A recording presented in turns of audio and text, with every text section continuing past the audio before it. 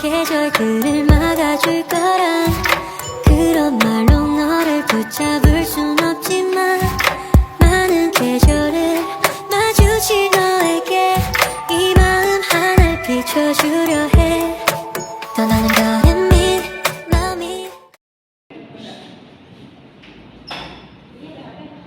Assalamualaikum. Waalaikumsalam warahmatullahi wabarakatuh. Bagaimana kabar kalian hari ini anak-anak? Baik, Ibu. Oh, syukur alhamdulillah. Ada yang tidak masuk hari ini? Ada. Ibu. Banyak, Ibu. Oke, sebelum kita melakukan pembelajaran, Ibu akan mengabsen dulu terlebih dahulu. Iya, Ibu. Yasminta hadir, Ibu. Suryanti Diakon hadir, Ibu. Nurdaya Mokhtar hadir, Ibu. Rahmawati Amin hadir. Arin Bugis hadir, Ibu. Nurdewi Masir hadir, Ibu. Bayi Azmati Alfa. Kenapa? Tidak ada keterangan. Selain kita mudah sakit, Ibu. Semoga cepat sembuh ya. Iya, Ibu. Ibu akan membacakan kompetensi dasar yang akan kita capai pada hari ini. Indikator pencapaian kompetensi 4.6 membuat kerangka untuk menulis teks eksposisi. 4.6 menulis gagasan pendapat ke dalam bentuk teks eksplanasi dengan memperhatikan struktur dan unsur kebahasaan.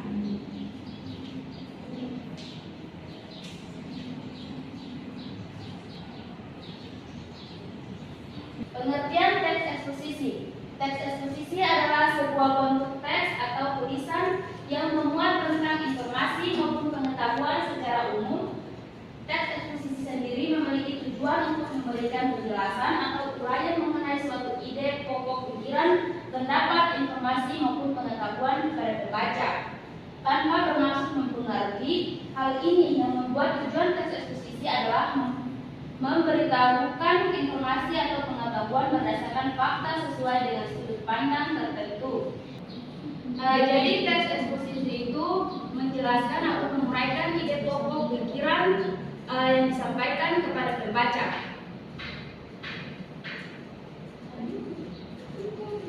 Tujuan teks eksposisi. Berdasarkan pengertian teks eksposisi, maka tujuan teks eksposisi adalah untuk menyampaikan informasi kepada pembaca melalui sudut pandang tertentu.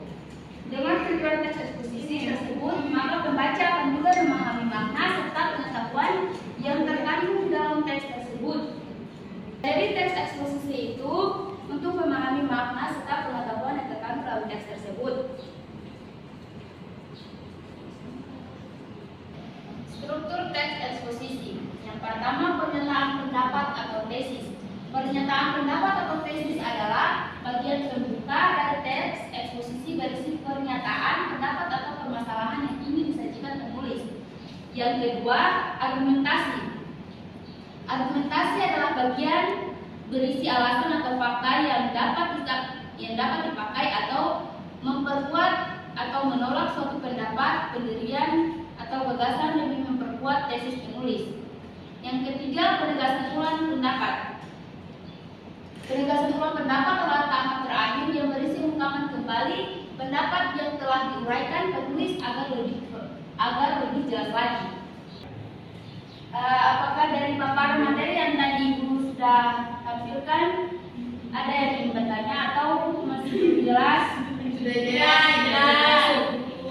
Lanjut ya. Iya, Ibu. Berikutnya, langkah-langkah menyusun teks eksposisi. Yang pertama, menentukan topik. Tentunya sebelum kita menyusun teks eksposisi, kita menentukan dulu topiknya. Apa yang akan kita pakai? Topik apa yang akan kita ambil? Yang kedua, menentukan tujuan. Menentukan tujuan apa yang akan kita tulis tentang teks eksposisi. Yang ketiga, mendapatkan data yang sesuai sesuai dengan topik.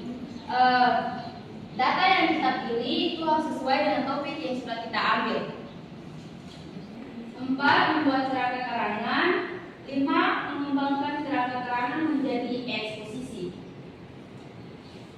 Oke, Ibu minta masing-masing dari kalian untuk memilih gambar yang ada di atas ini.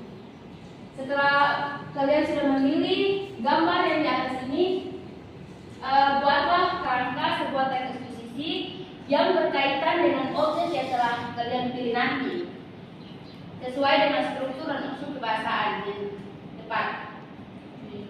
Kemudian setelah kalian menyusun kerangka keterangan, tulis teks eksposisi secara individu yang berkaitan dengan objek yang telah kalian pilih ini, sesuai struktur dan unsur kebahasaan yang tepat. Oke, silakan. Ya, Ibu.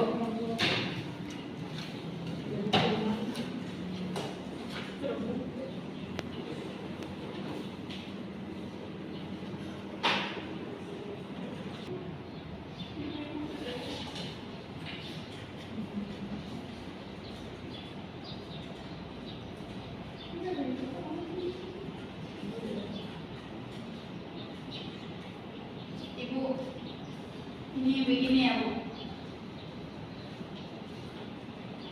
Oh ya, Kasih, Bu.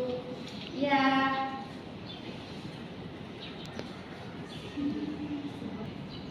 Oke, waktu kalian selesai, Ibu minta satu orang perwakilan saja untuk mempresentasikan hasilnya. Silakan, siapa? Oh, silakan.